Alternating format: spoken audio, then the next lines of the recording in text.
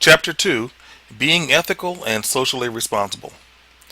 The material on ethics and social responsibility is presented early in the text to underscore the importance of business's role in our society.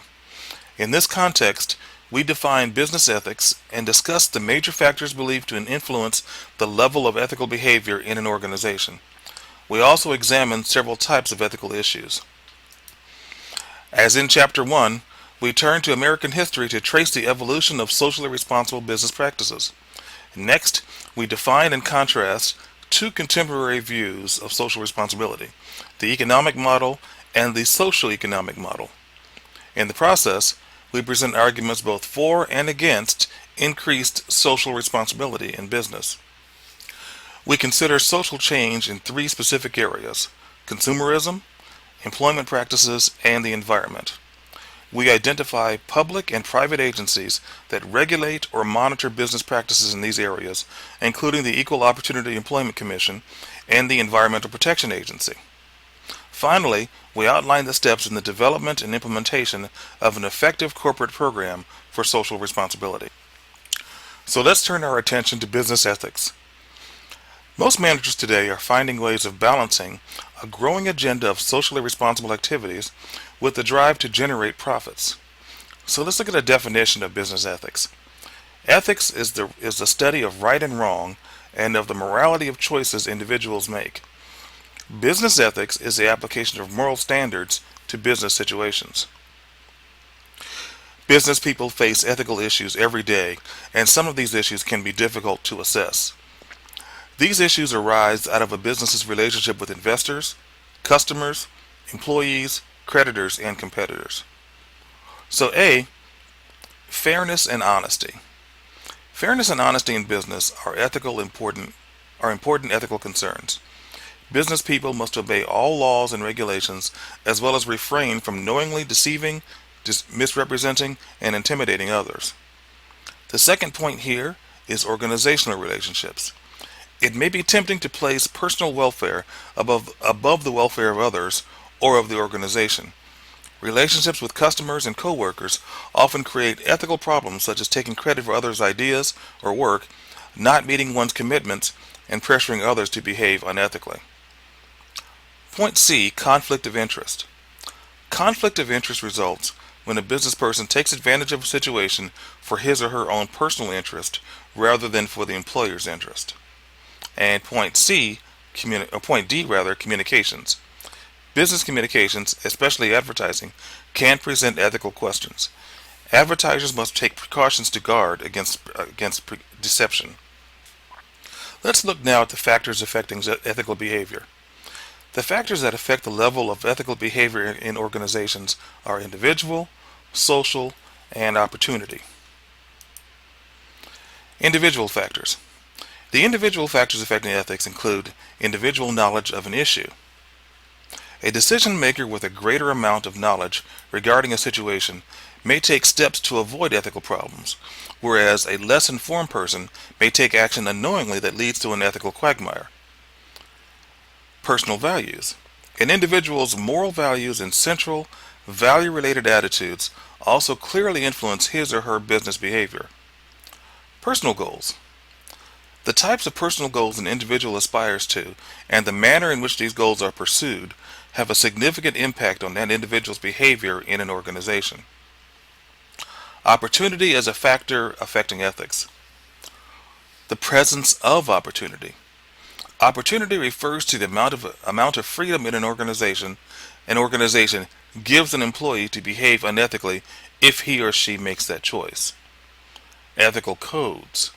The existence of an ethical code and the importance management places on this code are other determinants of opportunity. And the third factor of this is enforcement. The degree of enforcement of company policies, procedures, and ethical codes is a major force affecting opportunity. How to encourage ethical behavior. Most authorities agree that there is room for improvement in business ethics. A more problematic issue is whether business can be made more ethical in the real world. What's government's role in encouraging ethics? The government can establish acceptable levels of behavior by passing more stringent regulations. For example, The Sarbanes-Oxley Act of 2002 gives those who report corporate misconduct sweeping new legal protection. Trade associations' role in encouraging ethics. Trade associations can, and often do, provide ethical guidelines for their members to follow. Individual companies' role in encouraging ethics. Codes of ethics that companies provide to their employees are perhaps the most effective way to encourage ethical behavior. A code of ethics is a written guide to acceptable and ethical behavior as defined by an organization that outlines uniform policies, standards, and punishments for violations. However, codes cannot possibly cover every situation. Companies must also create an environment in which employees recognize the importance of following the written code. Managers must provide direction by fostering communication, actively encouraging ethical decision making, and training employees to make ethical decisions. Assigning an ethics officer who coordinates ethical conduct gives employees someone to go to if they aren't sure of the right thing to do. An ethics officer meets with employees and top management to provide ethical advice, establishes and maintains an anonymous confidential service to answer questions about ethical issues, and takes action on ethics code violations. Unethical practices often become ingrained in an organization. Employees with high personal ethics may take a controversial step called whistleblowing, i.e., informing the press or government officials about unethical practices within one's organization. Whistleblowing can have serious repercussions for an employee. The Sarbanes-Oxley Act of 2002 protects whistleblowers who report corporate misconduct. Any executive who retaliates against a whistleblower can be held criminally liable and imprisoned for up to 10 years. The Whistleblower Protection Act of 1989 protects federal employees who report an employee's and agency's misconduct. When firms set up anonymous ethical hotlines to handle ethically questionable situations, employees may be more likely to engage in whistleblowing. When firms create an environment that educates employees and nurtures ethical behavior, whistleblowing is greatly reduced because fewer ethical problems arise. This slide presents general guidelines for making ethical decisions. Stop the video there for a minute to review them, and then restart when you are ready. Turning now to social responsibility. Social responsibility is the recognition that business activities have an impact on society, and the consideration of that impact in business decision making. Social responsibility can cost companies a considerable amount of money, but it is also good business. Let's look at the evolution of social responsibility in business. During the first quarter of the 20th century, businesses were free to operate pretty much as they chose. Working conditions were often deplorable by today's standards. The average work week exceeded 60 hours in most industries. There was no minimum wage law. There were no employee benefits. Work areas were crowded and unsafe, and industrial accidents were the rule rather than the exception. During this period, consumers were generally subject to the doctrine of caveat emptor, a Latin phrase meaning let the buyer beware. Victims of unscrupulous business practices could take legal action, but going to court was very expensive and consumers rarely won their cases. There were no consumer groups or government agencies to hold sellers responsible for their actions. Prior to the 1930s, the government became involved in day-to-day business activities only when there was an obvious abuse of the free market system and competition was endangered. This slide is a list of early government regulations affecting business. Stop the video here and review this slide. Restart it when you are ready. Continuing with the evolution of social responsibility in business, the collapse of the stock market in October 29, 1929 triggered the Great Depression and years of economic problems for the United States. Public pressure mounted for government to do something about the economy and about worsening social conditions. As a result, laws were passed to correct what many viewed as monopolistic abuses of big business, and various social services were provided for individuals.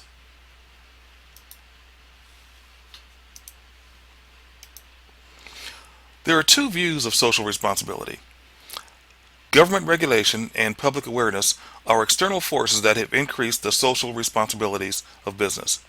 But business decisions are made within the firm, and there, social responsibility begins with the attitude of management. So here are the two models of social responsibility. One, the economic model.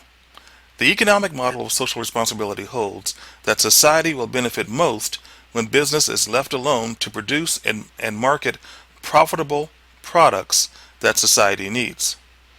The second one is the social economic model. The social economic model of social responsibility holds that businesses should emphasize not only profits, but also the impact of its decisions on society. Today, few firms are either purely economic or purely social economic in outlook.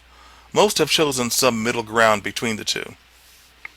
However, our society generally seems to want and even to expect some degree of social responsibility from business. Thus, within this middle ground between the two extremes, businesses are leaning toward the social economic view. Let's look now at the pros and cons of social responsibility. The merits of the economic and social economic models have been debated for years. Each side seems to have four arguments.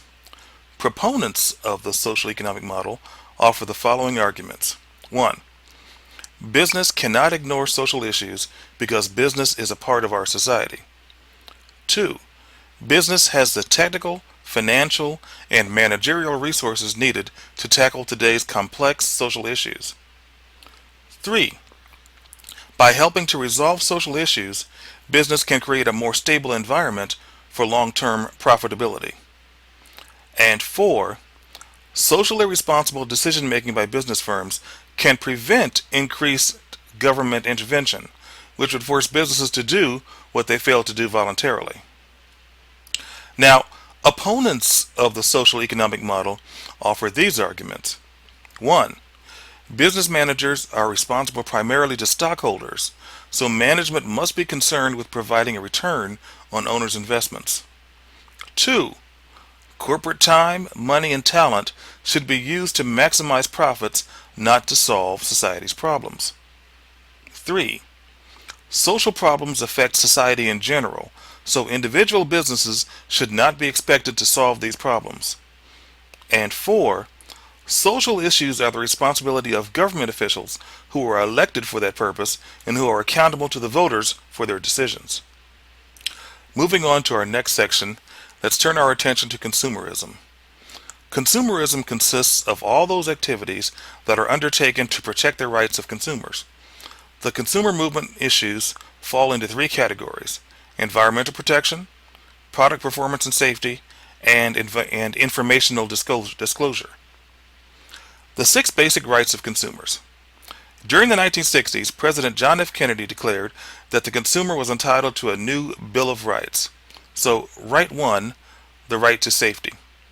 The right to safety means that products purchased by consumers must be safe for their intended use, include thorough and explicit directions for proper use, and have been tested by the manufacturer to ensure product quality and reliability.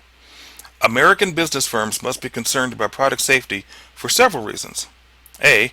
Federal agencies have the power to force businesses that make or sell defective products to take corrective actions. B. Consumers and the government have been winning an increasing number of product liability lawsuits against sellers of defective products.